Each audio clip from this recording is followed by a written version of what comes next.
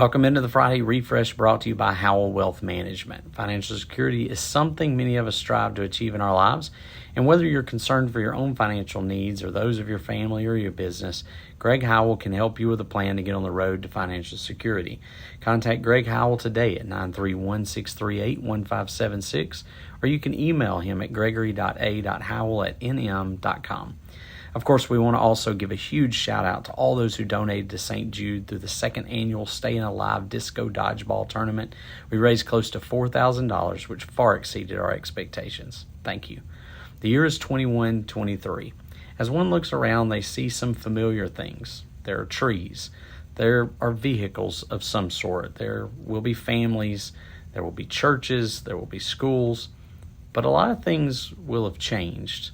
It would overwhelm us. It might even scare us if we could actually see it. For all that I don't know about the year 2123, I think I can be fairly certain about one thing. If you were old enough to listen and understand this podcast, then you likely won't be around in the year 2123. We will be gathered to our fathers by that time. We will be, in a very real sense, history.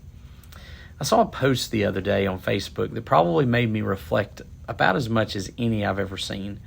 It was about this thought: our houses will be lived in by someone else. Our money will all likely have been spent by our children or our grandchildren. There might be a picture somewhere of us or of our families. There could be a couple of videos still floating around on YouTube or on TikTok. Or will those things even still be there then? Will society have forgotten those like 99% of the world has forgotten MySpace? Our descendants will barely even know our names. Can you name all 16 of your great-grandparents? Do you know where they're buried? Have you seen pictures of them? Now, to be fair, there are way more pictures and digital filing than there was in 1923. But still, in 100 years, most of our pictures will at best be resigned to a cedar chest full of pictures in someone's basement or attic, only to be pulled out when your great-grandchildren are compelled by their history teacher to do a family tree. In 100 years, the people living then will rarely, if ever, speak of you or me, or maybe even our kids. So when you focus the lenses of your perspective, what becomes the most important thing? The house you won't own in 100 years?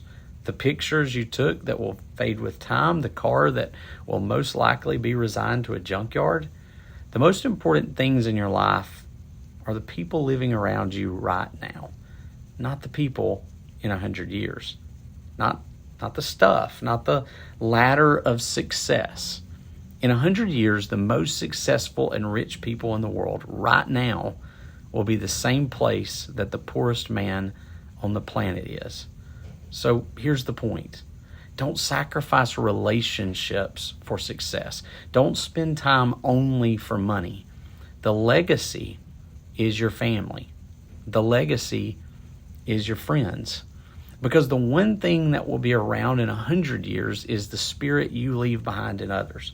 The way that you love your kids will be passed on in one way or another, how they treat each other from generation to generation. The priorities you make in your life will likely be shared from kids to grandkids to great-grandkids and so on.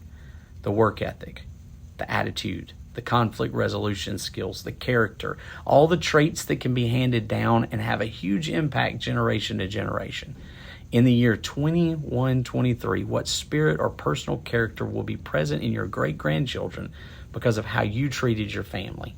We won't live to see it or know it if it has been handed down, but we can see the immediate benefits in the way our families respond to us, and we can pray that whatever good there might be in it has been passed down the line.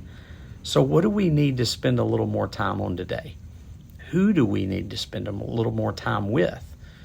What are you waiting for? That's your Friday Refresh.